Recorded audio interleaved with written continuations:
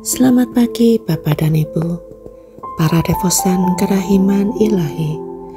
Bacaan hari ini dari buku harian Santa Faustina nomor 596 sampai dengan 597.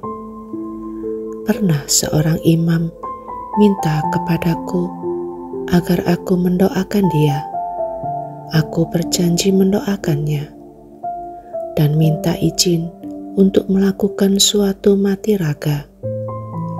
Ketika aku menerima izin untuk melaksanakan mati raga itu, aku merasakan suatu keinginan yang besar untuk menyerahkan semua rahmat hari itu kuterima dari kebaikan Allah kepada imam itu.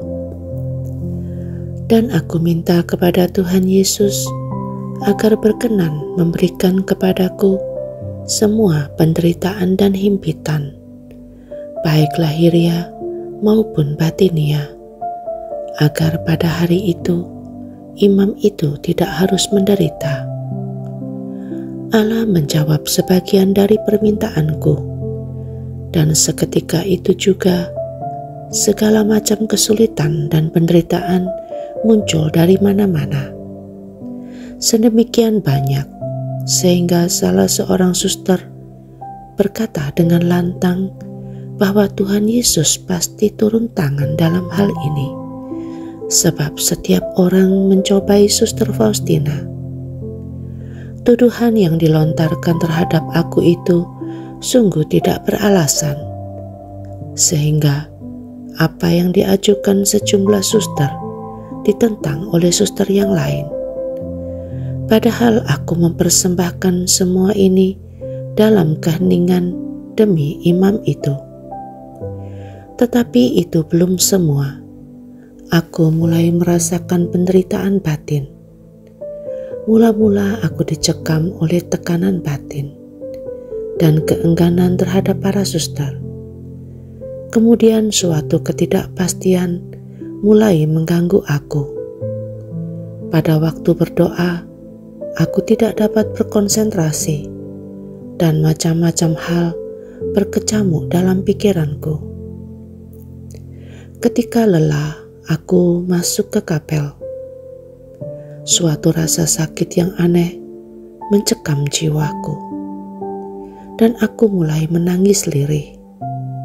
Kemudian aku mendengar suatu suara dalam jiwaku yang berkata, "Putriku, mengapa engkau menangis? Bagaimanapun engkau sendiri yang meminta menanggung penderitaan-penderitaan ini. Ketahuilah apa yang telah engkau terima sendiri untuk jiwa itu hanyalah sebagian kecil. Masih jauh lebih banyak penderitaan yang ia tanggung." Dan aku bertanya kepada Tuhan, "Mengapa engkau memperlakukan dia seperti itu?" Tuhan menjawab bahwa penderitaan itu dimaksudkan untuk mempersiapkan mahkota bersusun 3 yang tersedia bagi dia, yakni keperawanan, imamat, dan kemartiran. Pada saat itu, semua sukacita yang besar membanjiri jiwaku karena menyaksikan kemuliaan besar yang akan ia nikmati di surga. Seketika itu juga aku mendaraskan Te Deum untuk mensyukuri rahmat istimewa dari Allah, yakni karena boleh mengetahui bagaimana Allah memperlakukan mereka yang Dia inginkan untuk dekat dengan dirinya. Demikianlah semua penderitaan tidak ada artinya dibandingkan dengan apa yang menantikan kita di surga. Pada suatu hari sesudah misa, aku tiba-tiba melihat bapak pengakuanku merayakan misa di gereja Saint Michael di depan gambar Bunda Allah. Waktu itu, sampai pada persiapan persembahan, aku melihat bayi Yesus menempel padanya, seolah-olah melarikan diri dari sesuatu dan mencari perlindungan kepada ibunya. Tetapi ketika sampai pada komuni kudus, ia menghilang seperti biasa. Tiba-tiba aku melihat Bunda Kudus yang melindungi dia dengan mantelnya dan berkata, "Jangan takut putraku."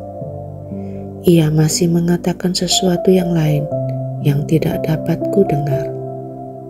Yesus, Engkau andalanku.